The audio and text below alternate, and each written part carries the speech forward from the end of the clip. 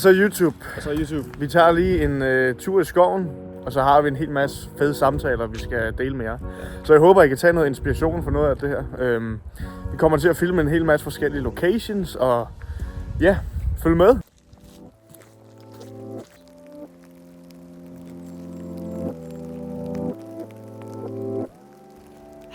Vi er lige gået og snakket om, hvorfor det er så vigtigt at komme ud i naturen.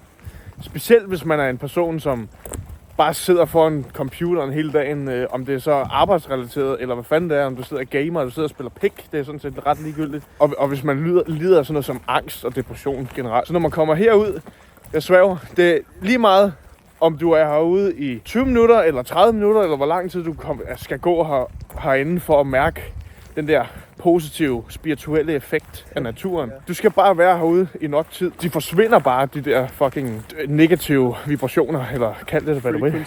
Dårlig energi. Med rygsæk på, okay. Okay. Du vejer heller ikke noget, jo. Rygsækken går. Nej!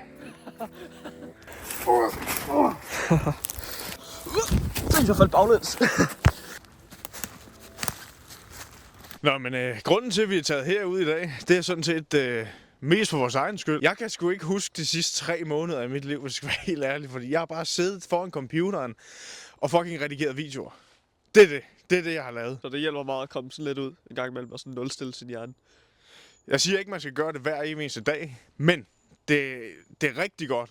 I hvert fald at gøre en gang om ugen. Ja.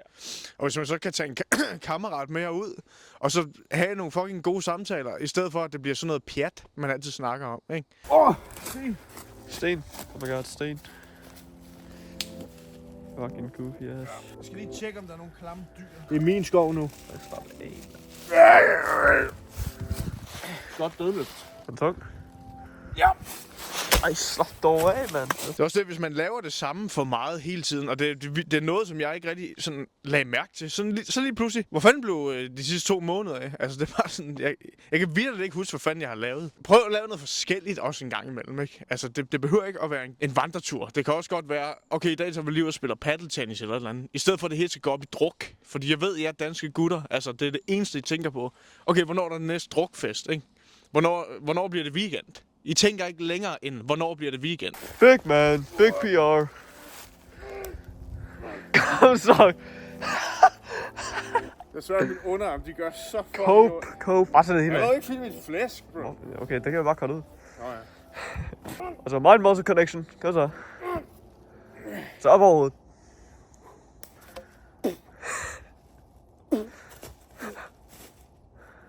Ja, kom så. Nemt. Det er sgu da nemt. Altså, I bliver nødt til at have et eller andet projekt. Et eller andet kreativt. Fordi vi mennesker, vi er kreative. Vi er ikke lavet til at skulle sidde inde i sådan en lille fucking boks og kigge på en skærm hele dagen. Vi bliver nødt til at se, hvad der foregår ude foran vores fucking vindue. Og så lad være med at bekymre jer om, hvad der sker på den anden side af verden. Altså, kig ud af vinduet. Er verden der stadig? Godt. Get to work. Hvad siger du? Det her, det skal sådan symbolisere sit vejkryds i ens liv. Ja. Skal vi den vej eller den vej? Den blå pille eller rød pille? Også når du kommer ud, altså så stopper bekymringerne. Fordi du ser verden for, hvad den virkelig er. For det er alt det, du ser på nyhederne eller sociale medier eller sådan noget, det eksisterer ikke. Det er basically bare... Altså som regel, så er det altid sådan noget negativt, der bare bliver kastet i hovedet på en. Altså det er konstant negativitet. Og sådan, så bliver man helt pessimistisk til sidst. Ja, og det kan jeg virkelig skrive under på, fordi jeg kan huske, for cirka to år siden eller sådan noget, det var der, hvor alt det her med at gå en tur i skoven, det begyndte. Altså fordi, at jeg havde simpelthen levet inde i en fucking boble hele mit liv, basically. Altså fordi, at vi har det så fucking godt her i Danmark. Og der er mange af jer, I ved det ikke engang. Altså, vi har det vitterligt så fucking godt. Vi bliver pakket ind i tæpper og bliver fucking pussenusset hele vores liv.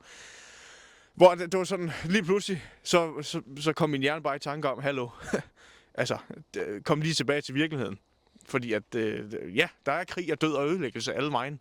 Og det er, når man prøver at skabe sådan noget escapism, ikke? Hvor man spiller GTA 5 eller 6, eller hvad fanden man spiller, hele dagen spiller pik, så er det som om, at så skaber man et falsk billede af, hvordan verden egentlig ser ud. Og så når du får den virkelige verden at se og begynde at forstå, hvordan verden virkelig fungerer. Og det eneste, du har, det er GTA. Okay, good luck coping with that shit, fordi det er fucking hårdt. Og det er derfor, at så den eneste mulighed, det er simpelthen at acceptere det. Altså acceptere, hvordan er verden?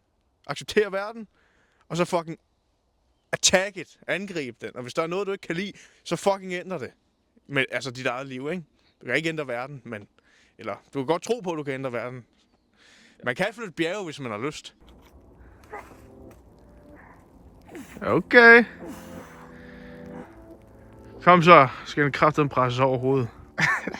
Oh my god! Kan du ikke? Fuck, mand. Det er bare fordi, man har så dårligt greb på den. At... Ja. Hvis I har en plan om, at I gerne vil være fucking ingeniør eller et eller andet, fordi at der er en af jeres familiemedlemmer, der engang sagde til jer, kunne det ikke være fedt, hvis du blev fysioterapeut eller et eller andet? Og så har man bare tænkt, jo, det lyder sgu da som en meget god idé. Og så har man bare valgt det, ikke? Og så har man bare, nu beskriver jeg faktisk præcis, hvad der er sket med mig. Og så vælger man bare den der uddannelse, ikke? Og så, ja, det er der nogle meget sjove gutter eller sådan noget, og ja, vi laver egentlig ikke så mange lektier, og en gang imellem spiller vi da også computer i timen og sådan noget. Og, altså, man slæber sig igennem det. Altså, det er de færreste mennesker, som du ved, går all in på deres uddannelse. Det er fandme ikke mange. Det er måske allerhøjst 5% eller sådan noget. Måske endda endnu mindre, som virkelig går all in på den der uddannelse. Så det er derfor, please, please bare prøv nogle ting. Prøv noget, som rent faktisk betyder noget for sig selv, ikke? Altså, det skal ikke bare gøre det, fordi dine forældre eller noget siger det. Du skal gøre det, fordi det rent faktisk betyder noget for en. Og så måske ikke bare gør det, fordi det kun er sjovt. Fordi tro mig, når jeg vågner op hver morgen, det er klokken 4:24 hver morgen, og skal lave mine fucking push-ups. Jeg hader mit liv i de der første 2 timer af dagen. Men når jeg så er kommet igennem den der proces, som jeg har, som får mig i høj frekvens, som jeg kalder det, altså i godt humør, eller bare sådan taknemmeligt humør, ikke? Ja. Så kan jeg komme igennem resten af dagen, og det er bare meget mere fyldestgørende, end at det eneste, jeg glæder mig til, det er, at jeg kan komme hjem og spille computer, eller se et eller andet fucking lorteshow på Netflix. Eller jeg glæder mig til at hive mig pikken, ikke? For det ved jeg, der er mange af jer. Altså, I har et problem med det der. I sætter simpelthen værdi i de forkerte ting. Den eneste måde, at I kan vågne op om morgenen, hver morgen til samme tid, det er simpelthen at have et eller andet form for kreativt projekt, som betyder hele verden for jer. Og så kræver det, at I fucking offer jer. Fucking du ved? Jeg vil ind til kernen. Jeg vil op. Det var dumt. Jeg tror, jeg får mad i alt muligt nu. Og sikkert alle mulige jernødder og møber og sådan noget. Har du ikke noget vand? Jo. Det skal jeg have. Ja, godt. Nej. Altså, det kan ikke være rigtigt, at lige så snart det bliver bare en lille smule hårdt, så giver I op. Nej. Fordi så betyder det ikke en skid. Hvis det bliver nemt, så skal du ikke have det. Så vil du ikke have det. Du skal løbe fra det. Og hvis det er nemt, så vil alle have det. Altså. Lige præcis. Og det er derfor, at der er så få i verden, der er så succesfulde. Og jeg føler også bare, at mange folk, de står op, de har sådan nogle morgenrutiner og alt muligt, men de gør det bare for at sådan krydse af. Man skal gøre det med noget hensigt. Man skal gøre det med noget sådan passion. Man skal gøre det, fordi man ved, at det kommer til at gavne en senere hen ad vejen. Vi stoppede lige, fordi der er sgu da funkus her. Det var ham, der stoppede. Der er sgu da... Det er svampe. Du ligner en svamp med det hår der. Gør det? Nej. Er det slemt? Nej, okay. Okay. Der kan I se, altså, man møder sgu mange interessante ting, når man er ude og gå i naturen. Interessante mennesker. Hold nu kæft. Som du gør noget, er som du gør alt. Hvis du går virkelig op i, at dit fucking værelse bare er fucking rent og ser godt ud, og du har lavet din seng til perfektion, der er ikke et støvfnug på, det kommer simpelthen til at bløde ind i alle de andre ting, du laver i løbet af dagen. Din standard, den bliver så høj. Den bliver simpelthen så høj med alt, du gør, at det kan ikke lade være med at bløde ind i dit liv. Altså på alle punkter. Og det er også det, altså du vil aldrig nogensinde løfte dig til dine ambitioner. Du vil altid falde til din standard. Forstår du? Fordi du kan ikke tænke, jeg vil gerne have en Lamborghini, og jeg vil gerne have et penthouse eller andet. Hvis du ikke gør en skid for det, og hvis du ikke har en proces, som kan føre dig derhen, og altså vi romantiserer det her self-improvement, og alt det her entrepreneurship, og alt det her lort. Vi romantiserer det, hvor at virkeligheden er sådan, at det fucking er noget pis. Du skal æde lort hver dag. Hver dag, og det smager vitterligt af lort. Du bliver nødt til at æde lort, indtil det begynder at smage gourmet. Guys, vi har nået et checkpoint. Sokke checkpoint.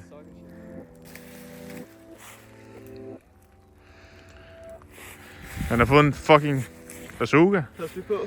Hallo, man. Friendly fire. Den ser fucking stilet ud, bro. Det går bare resten af videoen. Lad os tage den med hjem. Ja. Det er sådan, det er. Man skal virkelig ville det. Det er det, jeg prøver at sige. Og ja, altså, du skal strække elastikken hver eneste dag, fordi når du misser en dag, den fucking springer den elastik, og så skal du strække den ud igen, og så mister du momentum, og det er noget pis. Det er derfor, på min kanal, der hedder det altså Never Miss a Day, og vi skal holde hinanden op på hinandens standarder, og det er ikke noget med, at vi siger til hinanden, det er okay, du lige tager take a day off, altså holder en pause og sådan noget. Ja, det er okay, hvis du har begået en fejl, men det er kun okay, hvis du rejser dig med det samme. Efter fejlen. Lad være med at sidde og dvæle i det og tænke, jeg vil give den her fejl, jeg kommer til at gøre et eller andet pis. Og nu er det bare, nu kan de så godt give op. Heller ikke noget, man kan gøre ved det. Altså, nu er det i fortiden. Nu kan man bare, det eneste, man kan gøre, det er bare at komme videre. Og det er også den måde, at du igen beviser over for dig selv. Du er den motherfucker, som nok skal nå dine mål og drømme. Ja, der er skud alle vejen, fordi vi er inde i skoven, det er jagtsæson, så vi må håbe, vi overhovedet overlever det her. Men vi har snakket meget nu, så lad os trage lidt videre. Vi har lige fundet en... Se, skyen er faldet ned. Den er sgu faldet ned der. Den faldet ned. Kan I se det? Det er Gud, der trak den ned og sådan noget. Det var Jesus. Hvorfor er den helt flad, den sten der? Det er fucked up, jo. Han siger, han engang har set den sten i en drøm. Ja. It's crazy. Ja. Det ligner sådan en dørstopper for en kæmpe dør. Ja, det kender jeg godt. Shit! Hvad fuck laver han? Det kan man ikke. Jo, det kan du godt. Sagtens, mand. Okay. Sik, boy. Så, gutter. Så holder den lille sgu lige der. Gå lige væk. Bob. Det var sgu en god tur. Nå, gutter. Nu er vi sgu på vej hjem igen. Jeg synes, det var en fucking god tur, og rigtig hyggeligt også at have Bing Tang med. Jeg håber, I kunne tage nogle af de her samtaler, og så bruge det i jeres eget liv. Jeg synes, det er nogle værdifulde samtaler, som vi har. Og så altså, kommentere, hvis det er sådan noget her, I gerne vil se. Hvis I synes, det er kedeligt, eller I ikke kan bruge det til noget, skriv det. Det er fint. Så giv videoen et like, hvis I synes, det var godt. I kan også dislike, hvis I synes, det var dårligt. Men ja, vi ses i næste video.